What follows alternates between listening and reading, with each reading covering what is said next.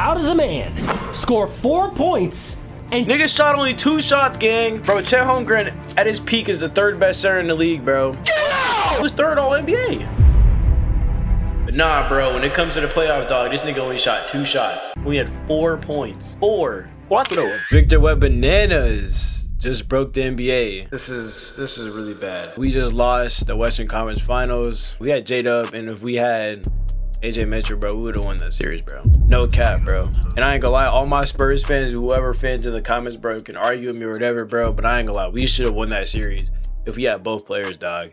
I ain't gonna lie, the Thunder. The Spurs had their whole roster except for De'Aaron Fox coming back, I think, in like game 3 or 4. But still, bro, we should have won that series, bro. And I was standing 10 toes on that, bro. And the fact that we lost sucks, bro. Chet Holmgren had a brown shirt and glasses on playing, bro. I ain't gonna lie, I don't know what this nigga Wemby did before the game, dog, but this nigga had Intimidator, a fucking legend.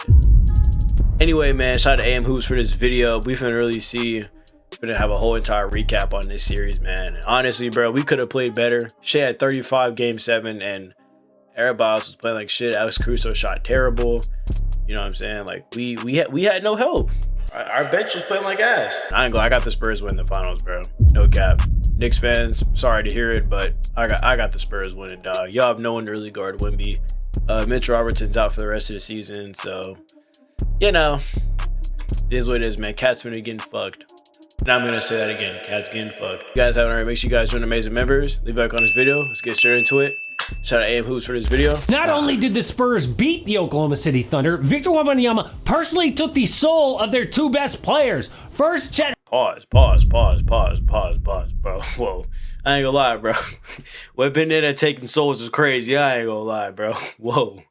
Holmgren can't even show his face in Oklahoma City anymore. We called it out on this channel after game 2, but things only got worse. How does a man score 4 points and niggas shot only 2 shots, gang? Bro, Chet Holmgren at his peak is the 3rd best center in the league, bro. No, my bad. Fourth. Behind Jokic, Embiid, and Wemby, bro. He's a 4th best center in the league, bro. He's better than Segun at his peak, and he's better than Durant at his peak. I don't care what no one has to say, bro. And I ain't glad he was 3rd all NBA. But nah, bro, when it comes to the playoffs, dog, this nigga only shot 2 shots. We had 4 points. 4. Cuatro. Take 2 shots in 32 minutes as an all-NBA player. If Chet turns into a 7-foot James Harden against Wemby in the playoffs, Thunder are going to have a real problem. But the other victim of Wemby was Shai Gilgeous-Alexander. Now, he had a good game 7, but Wemby, the no doubt best player in the world now over this man. Fact is, I ain't gonna lie. Wemby was the best player this whole entire series, bro. I feel like he low-key outperformed Shai. I ain't gonna lie. I ain't gonna lie. Shout out to Jenny's Ice Cream. They just dropped a new flavor called Summer Berries and Passion Fruit. Shit slap. I ain't gonna lie. Shout out his bit look. I ain't gonna lie. I might eat this whole pint of shit for this whole entire video. he could not solve what the Spurs and Wemby threw at him until it was too late. The flopping, man's taken down a notch until further notice. But I said multiple times that a team this young cannot win the NBA Finals. And that's still true. But man, are the Spurs looking to crush that trend. Right now, Spurs are... Yeah, bro, the Spurs are so young. And it's okay. Look at the odds, bro. Negative 210, positive 176 to the Knicks. I don't know, bro. I don't know, man. Should need some help, man. Are favored to beat the Knicks in the finals and a gigantic 5.5-point favorite to win game 1. But the last time a team who had never won a playoff series before did this was the 95 Orlando Magic, led by another big man, 22-year-old Shaq, like Wemby, in his third season like Wemby. But after a very close game 1, Orlando got swept in the finals. But here's the thing, that was to the defending champion Houston Rockets, with a top 10 all-time Hakeem Olajuwon. Yeah. And props to the Knicks, but they are not the 95 Rockets. So, did the Spurs just pass the big test? Is that why Wemby and his crew broke down crying after Game 7? Actually, the experts are all... He's physically gifted, bro. He's 7'5", and he can move like a guard. Or like a small forward. But at the same time, bro, he came from France, bro. I ain't gonna lie. These foreign players are something different. I ain't gonna fake it. Just like Giannis, bro. He made it to the finals game. Like, bro, he was crying. No cap. Same shit, man. I ain't gonna lie. His third year, nigga's a junior. Come on, bro. Picking the Knicks. We'll get to that, but the Spurs did expose the Oklahoma City Thunder. But the playoffs have been amazing. The only way I love how dance and if you've never, it also is out. But OKC didn't have two crucial players. Obviously, Jalen Williams, J-Dub was out, but that's been the. We gotta do something about these hamstring injuries, though, gang. This off season. Fuck being in the lab. You need to be in the and I don't know, and trying to recover that hamstring, gang, back to 100% because we need him. You need J-Dub, I ain't gonna lie. Case all year long, and they still won 64 games, swept 2 rounds of the playoffs. But the other guy was AJ Mitchell. So AJ really broke out as the Thunder's second best ball handler. Without him and J-Dub to play make the load all on SGA. So for the series. Oh, I forgot to even mention, bro. This nigga Lou Dort, Mr. Hack. This nigga played ass too, bro. This nigga had 3 points. And mind you, he had no steals or no blocks, gang. Look at the play. Shit. Oh, fuck. Man dipped a bit scoring, but his efficiency was god-awful. Spurs took the MVP from 55% shooting in the regular season to 40%. Yeah, he shot from terrible. 39% on 3 to 29%. That's not MVP, barely all-star. But how did they do it? Well, the Spurs have elite one-on-one defenders on the perimeter through double teams at SGA. Oh, but if he could somehow manage to get around all that. Wait, no, so I'm pausing a lot, bro. But I ain't gonna lie. How the fuck do we get? How we let Julius Champagne drop 6 threes in a game 7 game, bro? There's no way we let Julius Champagne get 20 points, and he shot terrible for the past 6 games, bro.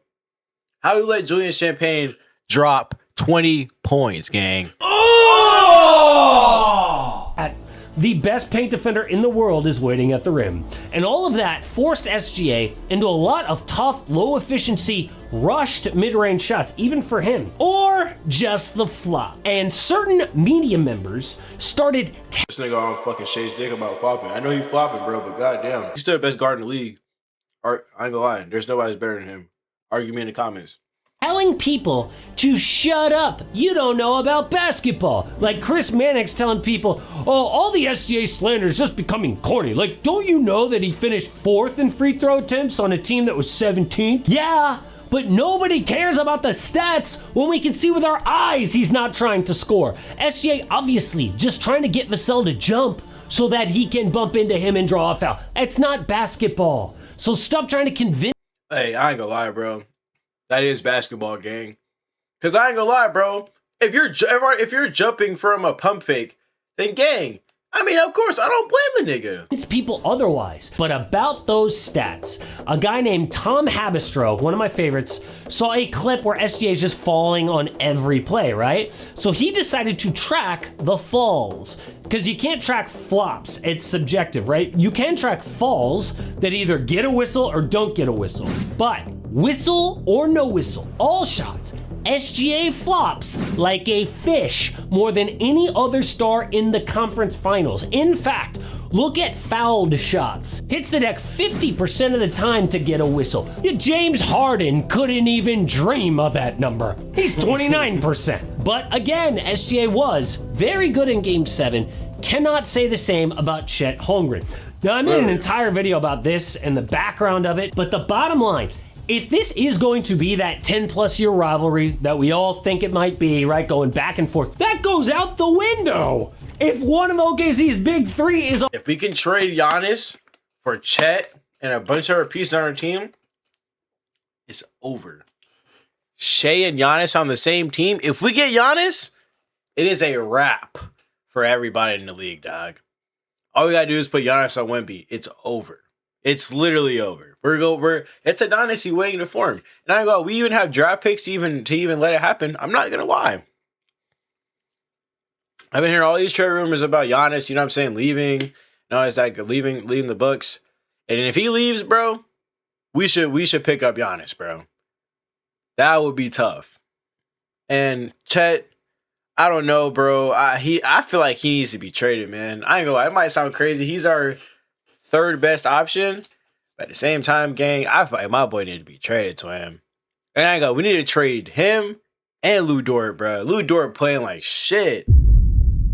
Like, he's not even a starting caliber player. I ain't gonna lie. I'd rather put Caruso in the starting lineup over Lou Dort at this point. Lou Dort is playing like shit. Afraid of the other team. Like, Sam Presti did a genius job building this squad, right?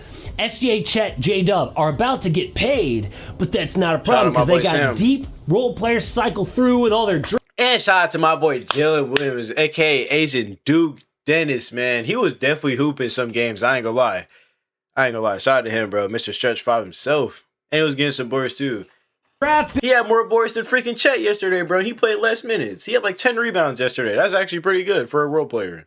A genius plan for the second apron era. But it's all screwed up if Chet is suddenly at 0 against your main rival. We've seen a couple of times in NBA history a good player have like a weird mental block nobody can explain. It ruins careers. Markelle Fultz, Ben Simmons, Chet Holmgren. But what we... Mind you, Ben Simmons was... what the hell? Ben Simmons was actually a superstar caliber player if he developed a jump shot. I don't know what the fuck happened to Ben Simmons. I ain't gonna lie. We do know for sure about San Antonio. They are way more than a one-man team, right? Like, that's obvious. It's not Victor Wembanyama and role players. Okay, the front office took Wemby, right? And perfectly executed the rebuild around him. First of all, in a 2024 redraft, Stephon Castle clearly goes number 1. Now, somebody out there might say, oh, but Alex Sarr is unique for his size. Yes, but Castle just played like a superstar to make the NBA Finals, which would be the point of Alex Sarr's potential to hopefully become Castle. And minus all the fucking turnovers he was throwing, though. That 11 turnover game was actually wild. I ain't gonna lie. And they still managed to win that shit. What are we doing, bro? Do you remember the backlash to getting Dylan Harper? The experts saying, oh, they don't have shooting. Con Knipple would be so much better of a fit for this team. Well, look at man cooking SGA for one of the most clutch threes of this series.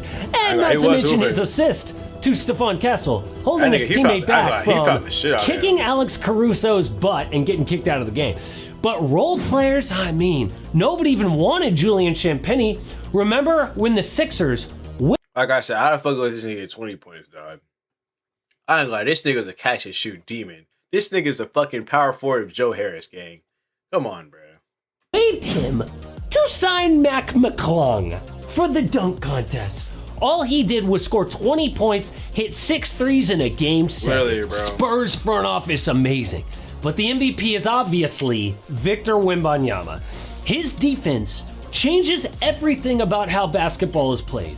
Even if man scored like 15 a game, he's still the clear MVP.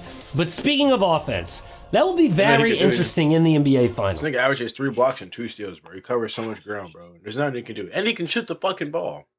Like, there's nothing he cannot do. He can shoot the midi. He can post up. He can grab boards. He can play defense, obviously. I ain't gonna lie. If not, he's probably the best defender in the league behind Rudy Gobert. Or Andre Ginobili. But still, bro, it's tough, man. It's tough. I ain't gonna lie, it's tough. Spurs move on to the New York Knicks, who are on a roll. In fact, Knicks won their last 11 playoff games by a historic 2. These I ain't gonna lie, bro. Imagine they win. Yeah, they've been on an 11-0 run, bro. This is crazy. I ain't gonna lie. They could have won the Larry O'Brien trophy for real. 162 total points. Never been done before. Now, were the opponents weak? This is the East, right? They swept the Sixers, who were just happy to be there. Cavs look shaky all postseason, and you know it. Yeah, or are the Knicks actually that good? We're about to find out against Wemby and MSG. Dude, the Knicks have been good again for very... Spurs in 6, gang. It's not going to a game 7. Spurs in 6, bro. Spurs in 6. Mind you, Brunson... I'm not going to lie. Brunson is probably, if not the second or third best player in the playoffs right now. I'm not going to lie. Behind Shea and Wemby. But I'm not going to lie, bro. I cannot see these. I cannot see them winning, bro. I can't see them winning. I can't. I just cannot see them winning. Short amount of time. Already, though, given us some of the most memorable series because of their home crowd. The level of villain We saw Trae Young become Tyrese Halliburton, and now we get Wembanyama. I cannot wait to see him step onto that stage. Though. I wish he was there, he is though. going to create some all-time moments, win or lose.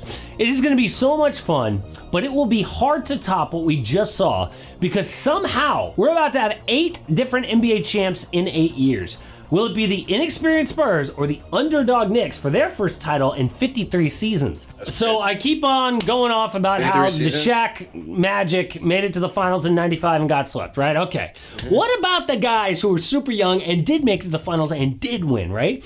So you've got Magic in 1980, who was a rookie and he won Rookie of the Year. Finals MVP. And he lost Rookie of the Year to Larry Bird. Whatever, that was a weird tangent because I misspoke. That was crazy. Kareem Magic should have won Rookie of the Year that year. You know, Bird was balling. Magic should have won. won in 1971 in his second year in the league. Tim Duncan won in 1999 in his second year in the league. And Bill Russell won in the 1950s, I think 1957 as well, okay? Random, right? I'm not going to lie. None of these old niggas could fuck with the new niggas now. I ain't going to lie. Bill Russell is a role player in today's NBA. And I will stand 20 toes on that, bro. He is a role player in today's NBA. Wilt Chamberlain might have been an all-star, maybe. Like, a lot of these guards, I don't know, Oscar Robertson would be definitely a superstar in today's league. I'm not going to lie. He's a do-it-all 6'5" guard. Yes, indeed. The rest of these other guys, bro, no. They're not surviving in today's NBA. I'm not going to lie. No cap. But here's the thing about all of them. Magic had Kareem, okay? And Kareem Magic was survived too. in 1980 like the undisputed best player in the world. So imagine, Magic may have won in his first year with the best player in the world on his team. Kareem, 1971, won in his second year on the Bucks. Awesome, right? He had Oscar Robertson right next to him, who's one of the greatest players of all time in his 10th year. So this guy wasn't just a vet. He was like a, superstar all-star vet, okay? Tim Duncan had David Robinson. Now, David was not at his peak, but he was MVP 4 years before. Who was MVP 4 years before right now? Nikola Jokic. Imagine having Nikola Jokic on your team, except Jokic doesn't really count because he won before SGA 3 years ago. So let's just say Giannis. Giannis hadn't won in a while, right? But it would be like having Giannis on your team. Maybe even a couple of years old. Yeah, but I mean also, but those players back then, like, it was literally just like two good guys and a bunch of other coke-infested guys. And I don't mean that in I don't mean that in an actual way. That was just me exaggerating. But anyway, like, a lot of these, like, it was just literally Kareem and Oscar, and I think who else put on that team? Marquise Johnson and like a bunch of just random guys we don't even know, like Mel Counts or whoever, I don't know, but just random guys. Like now it's like, okay, you got like the main guy, like you got like a superstar, and then you got like stars, and then you know what I'm saying, like it's not, I don't know, it's not the same thing. It's pretty much a little different. Older. So Tim Duncan's great, but it's not a perfect comparison. Bill Russell in the 1950s had Bob Cousy. All right, okay, great. But my point is, we've never, ever seen this before. And the thing is, it's like we should have seen this coming, I guess, because remember when Adrian Wojnarowski, he said on ESPN, I don't know if you guys remember this, it was shocking. At the time, he said, Victor Wembanyama is the greatest prospect of all time, which would mean that he was a better prospect than Wilt Chamberlain, Lou Alcindor, LeBron, all of them, right? And it's like, oh my God. And someone like Woj doesn't just say that. And the thing, and that's not even a bad take, honestly. I look you agree, bro. I know I'm pausing a lot, y'all, but still, hey, we need to be more interactive. That's not a bad take. I could low key see it and I understand it. Now, do I agree?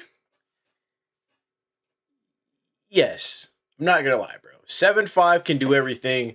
LeBron was 6'8" and he could do everything as well. But you gotta think, this nigga 7'5", bro. No, nobody that was over 7'5" couldn't, bro. Manute Bol was not moving like this. George Merson was not moving like this. Rob Simpson, he was 7'4". He wasn't moving like that. Like, come on, bro. Come on, dog. Bol was probably the closest person. Things are so rarely as good as advertised. How often did we hear blank is the next LeBron? You know, it was, I remember Andrew Wiggins actually was a big one, dude. I forget what draft he was, 2014, 2015, he was 20. He was 20. Andrew Wiggins was the next LeBron, okay? Or he was 2012. Ben Simmons then was the next LeBron. Zion Williamson, I don't know if he was the next LeBron, but like his hype.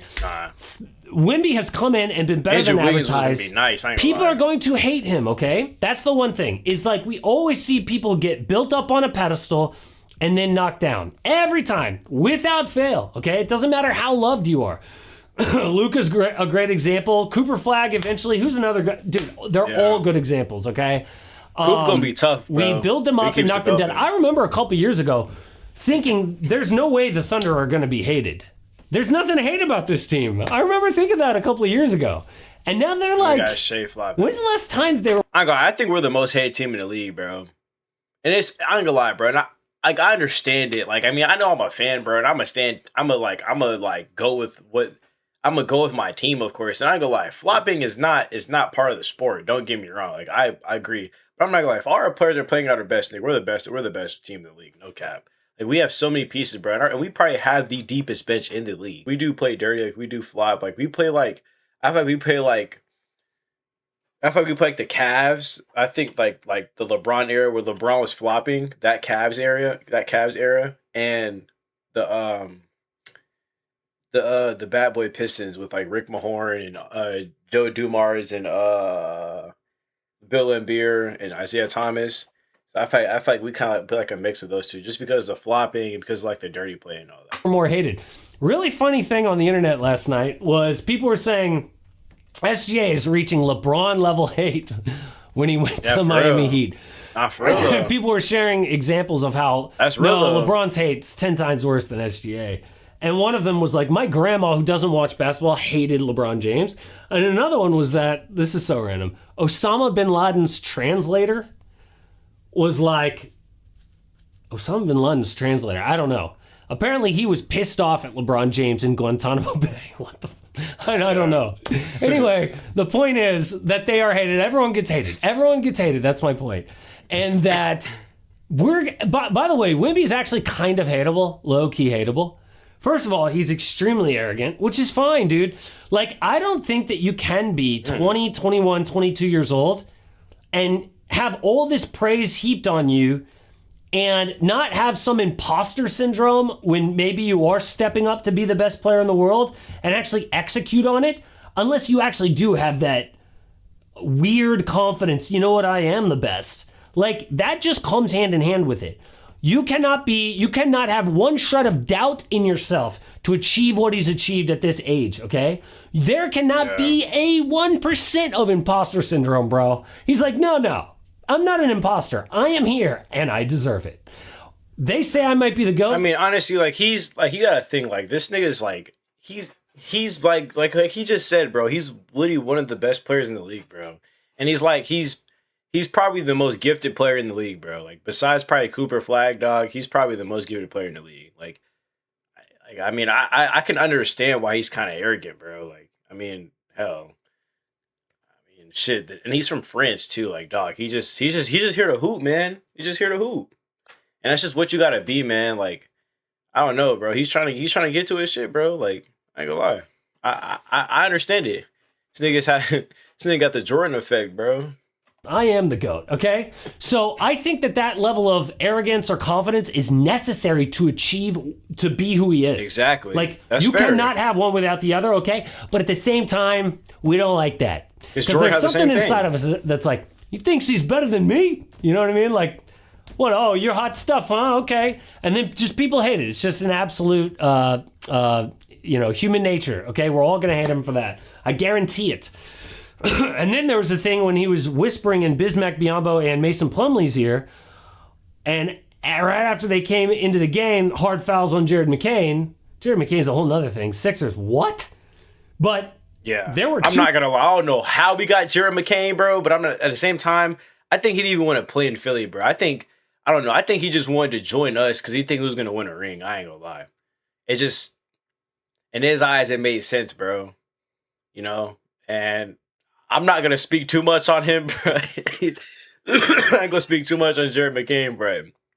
I don't know how we got him, bro. That's all I'm gonna say. I think he just wanted to leave, and we just signed him, and the rest is history, bro. But I ain't gonna lie. He was showing up for those couple of games we played against the Spurs, though. So shout out Jared McCain, but I ain't gonna lie. Low key a chucker from the midi. I ain't gonna lie, and from the three, bro. His efficiency was low key awful. I ain't gonna lie. Different lip reads I saw of that. One of them, which was that main lip reader on the internet. I don't know if you remember, you know this guy. He said that Wemby said, have fun out there, or have fun, have fun, have fun. Someone else read it, and he said, hard foul, hard foul. Okay? But, I mean, did they know? They both knew hard foul. They knew he was talking about Jared McCain? Would it be hard foul, Jared McCain? I don't know. But either way, dude. Because I ain't gonna lie, bro. That one play, I don't know what it was, bro. I forgot what team they played, but whenever Jared McCain, he shot the ball, and he was faking it to get a foul. What the fuck? As a fan, I mean, I'm glad we got the foul, bro. But fuck, that shit was dirty as hell. I ain't gonna lie, bro. This nigga was dead ass smile while getting fouled, bro. I was like, man, this shit rigged as hell. My point is, we are looking for reasons to hate Wemby, and people will hate Wemby. But yeah, of course. That's just last thing I want to touch on is San Antonio's back in the finals already. How is this possible, dude? And it looks like by the way, for the last 8 years, we've been like, is this a potential dynasty? Is this a Nuggets dynasty? Celtics? Okay, we're doing it again. We're gonna say the Spurs are a potential dynasty, so what? But for the San Antonio market, it is weird, dude. Most teams, most cities, when they have a dynasty, you don't see another dynasty ever, or for 50 years. Okay, the one I always love to use is the Milwaukee Bucks. They had Kareem Abdul-Jabbar win a championship, maybe could do more than that in the 70s. And they had to wait all the way to the 2010s to get another guy like that in Giannis. They had to wait 50 years, okay? Yeah. And what's another example? The Warriors in the 1970s, late 60s had Rick Barry. By the way, Rick Barry, okay, he's not exactly Kareem, but he won a championship. And they had Wilt for a minute, but... Sleepy Floyd, Nate Thurman. Yeah, great guys. Shout out to 2K for that knowledge. Another 40 plus years until they got Steph Curry. The Spurs had to wait, I don't know how many years between. So Tim retired in 2015 and Victor was drafted in 2023. That's nothing. That's 8 years. Yeah. This is Lakers level. Well, they've had I feel like the Spurs have had like 3 dynasties. I feel like because they had the dynasty with the David Robertson. And then the Tim Duncan era. Well, the David Robertson era. The David Robertson era, the Tim Duncan era with Tony Parker, Manu Ginobili. And then, then they have here. So I'm not going to lie. We'll really see. I don't really think this team is going to probably be a dynasty, though. I can't see it, but I mean, hell, they might prove me wrong. We'll see.